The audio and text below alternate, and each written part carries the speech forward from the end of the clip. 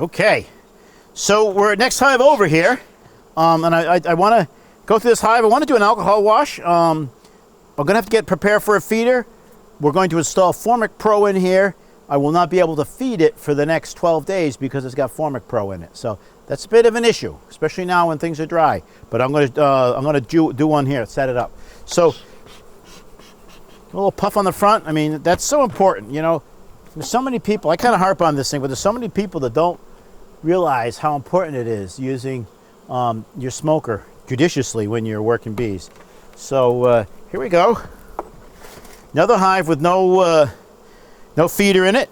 And this is unusual for me many times of the year, but in the springtime, I do go into my hives, I take out the feeders, I give them extra frames for room to help prevent swarming.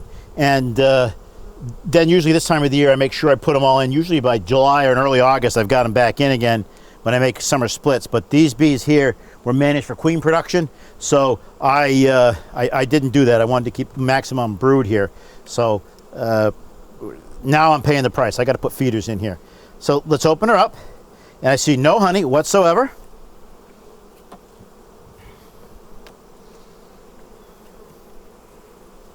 Frame number 2, no honey whatsoever. A little bit of nectar. Frame number 3.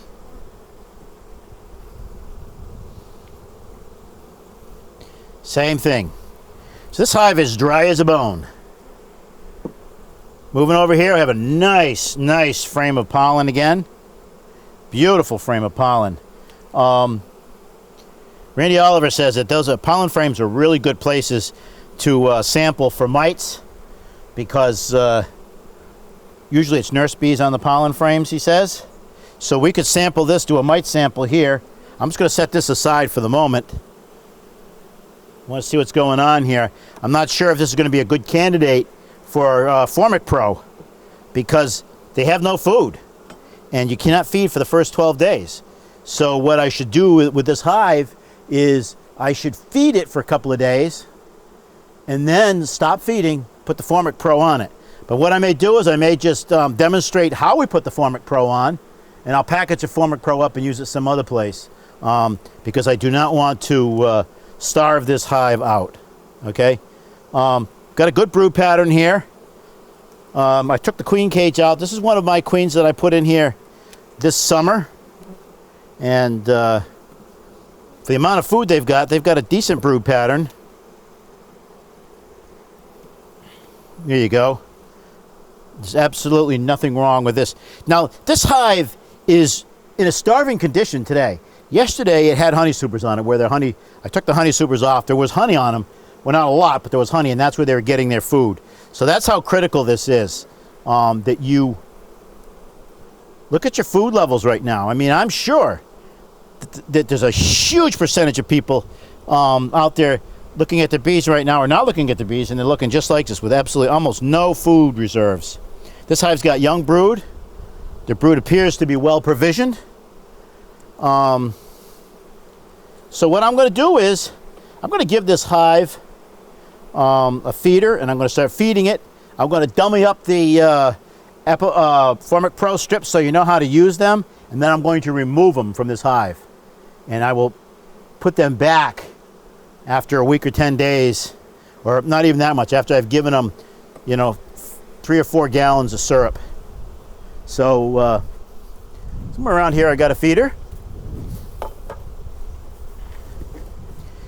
Here's a feeder. 2-gallon feeder goes right in like that.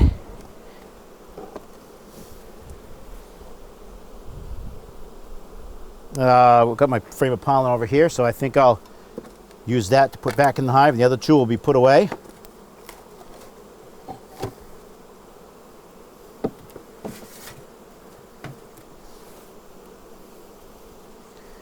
So here we're going to get the sample of mites for mites. You always got to do the magic incantation. Old field bees, fly home. And while those old field bees are flying home, I'm going to prepare my mite wash. Everybody knows that the young nurse bees in the hive, the young house bees, many of them have never flown, okay? And the ones that fly back into the hive, those are the old bees that are mixed into them. So it's just kind of a joke, you know, you stir them up a little bit, the older bees will fly back. These bees have probably never flown in their lives. And this is the age that we want to sample from. So I just chunk it down. There's my half a cup of bees.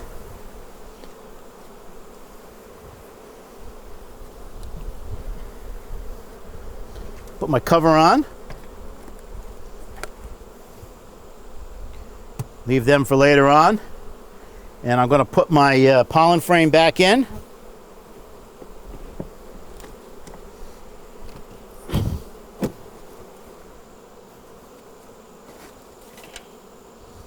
Going to fill my feeder.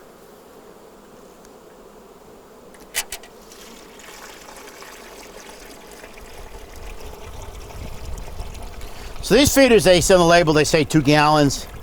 I've never been able to get 2 gallons in them, but let's say for estimating you get 1.75 gallons or so in them. There's still a lot of syrup. This is a little heavier than 50-50 syrup. Okay, so all right. So I'm just going to qualify this statement by saying I'm going to temporarily put these Formic Pro pads on this hive so that we know how to do it. Okay, imagine this is the lower box in between. Okay, and you get your pads come in a little foil pouch, 2 per. They smell like formic acid. Wear nitrile gloves, and you put them like this. One here, and you put one there. In between the 2 boxes. You can catch a little whiff of that stuff. And that stuff will make the mites rain out of the hive. Now, if this was the lower box, you'd put the second box on top. You would leave the front entrance wide open.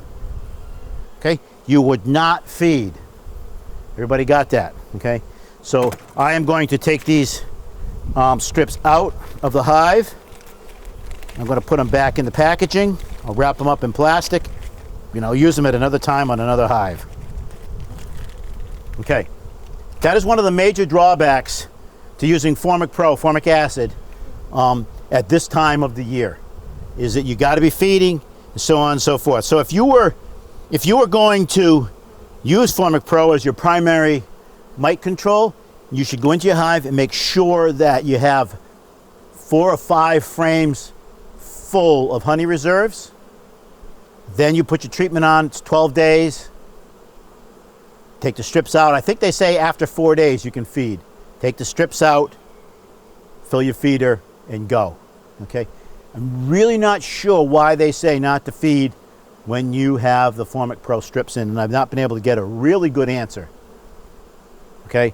But anyway, that's this hive right here. So there again, close up the hive. Keep the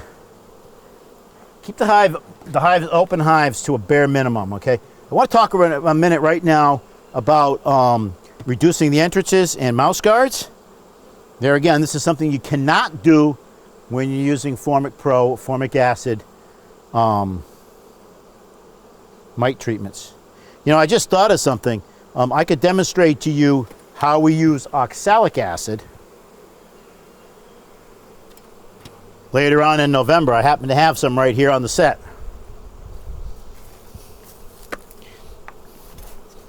Okay, I don't have the recipe on hand. You can get the recipe for formic acid dribble from Randy Oliver's website, scientificbeekeeping.com. Last I checked, he had 3 recipes, and he recommended in our latitude we use the one in the middle. But the application is 5 milliliters of fluid of this sugar syrup and oxalic acid mixture per seam of bees. So this is a seam of bees, right in between. It's got bees on it. So you flip the top, you split the hive in half, and then you go to the bottom super, and you go like that. And I have measured this using this watering thing. That's about 5 milliliters per seam. Okay, and it dribbles right down, and it really wipes the mites out. But it's most effective when there's no brood, because right now a lot of the mites are in the brood, and you don't kill the mites in the brood. When you use the Formic Pro, you can kill that. Will kill the mites that are in the brood. So there's pluses and minuses to whatever you're doing here. All right. So let me reduce the entrance and put a mouse guard on, and I think we'll be all set with this hive.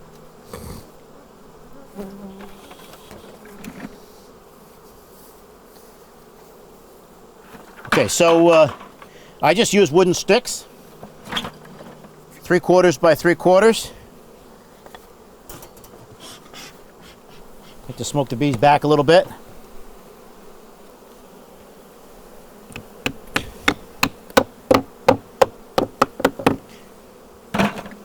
Here's my entrance reducer. My mouse guard is just a piece of 1/2-inch hardware cloth, 4 by 4-inch piece. Got this handy dandy cordless stapler here.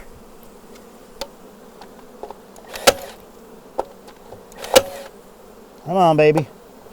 I used to see where it goes. 4 staples is all you need here.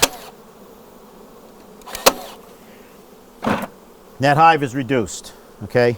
So you really don't need anything more than that. When it gets cold, after I do my oxalic acid, I got one more little trick up my sleeve.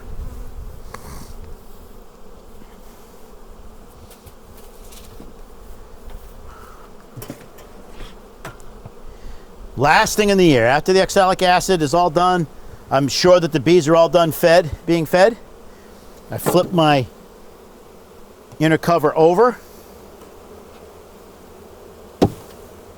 so that this thick space is now facing the bees. Gives them a little better circulation.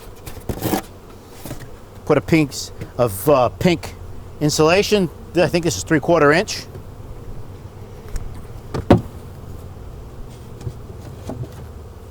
Just like that. Put a rock on top of it. Here in New England, rocks are easy to find and cheap. So just put a stone on top of this thing and it's all set to go for the winter. I don't wrap, but you can if you want. There again, it's one of those things that does not hurt. So I guess that's pretty much it. Let's talk about how much syrup we want to give these bees. As we know, this hive was very, very light. So I would anticipate that I would probably feed this hive at least 8 to 10 gallons of syrup to make it through the winter. That's how hungry these bees are. What you want to see is results. It's not something on the calendar.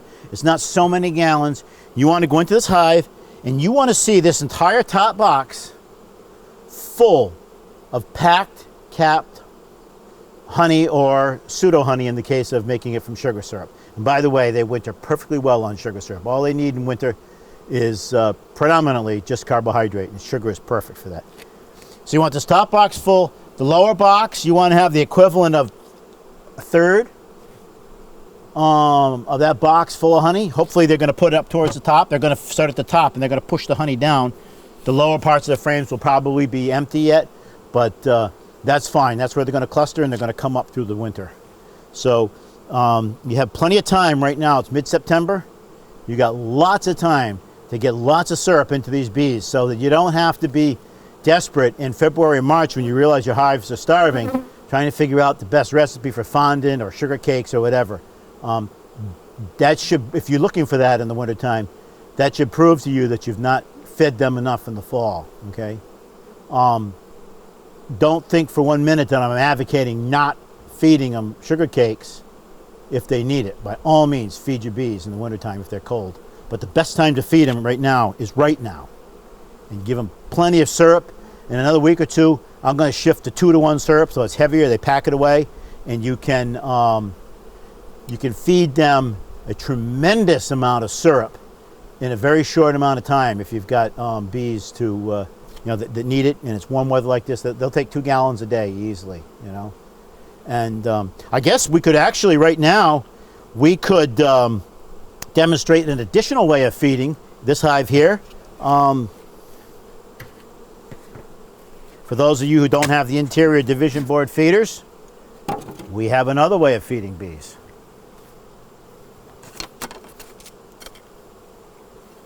Have these jar feeders here, okay? These are 5-pound honey jars. They got to be almost 2 quarts, okay? So you want to give these bees a lot of syrup at a lot of times. So you take your inner cover like this, You got your hole right here. You put 2 sticks that are about 3/8 inch thick. You put 2 sticks on top like this so it's got a space for the bees to come up. And you could probably put easily, you could fit 4 of these jars at once. I prepared 3. Put that jar just like that. 3 jars. And then you have to protect this. You do not want robbing to get going. You don't want a sudden rain shower to drop water down into the hive. So you get an empty hive body. Place it on top. Place your top cover there. And there you go. Now those jars have got holes in the bottom, about 1/16 inch holes, a half dozen of them in the lid. When you turn it over, you get that static pressure or whatever it's called. The syrup holds it in there and the bees just go up and they just suck it right down. If you were to come back here in 15 minutes or so, those jars, the base of those jars would be just covered with bees and they'd be up there feeding on all those holes. So, I mean, I think each jar's got 6 holes. There could be 25 or 30 bees feeding in an individual moment on that each particular jar. And then there'll be a lot of bees clustered around it. They'll be keeping that area warm at night. They'll feed all night. Okay? So there's just a few ways of treating for mites, a few ways of feeding, and kind of the philosophy that's behind why we do these things at certain times of the year. So I think that's it.